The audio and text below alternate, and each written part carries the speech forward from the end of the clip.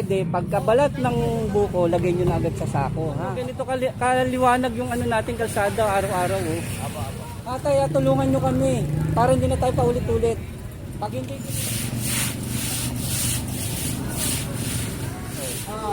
Madaling kausap sila nanay, dapat ganito.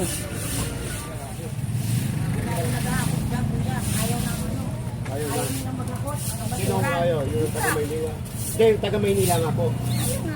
Ano din ang daw nila? Ay, Hindi daw nila sakop yan. Hindi daw nila sakop yan. Kahit na magbabayad na kami. Kasi hindi nyo po kailangan magbayad. Kasi trabaho po nila yan. Ito trabaho naman namin dito, i-maintain mo kalinisan nyo.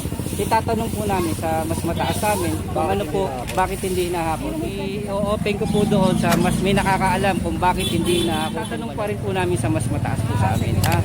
Pero salamat po mama, nakipag-cooperate po.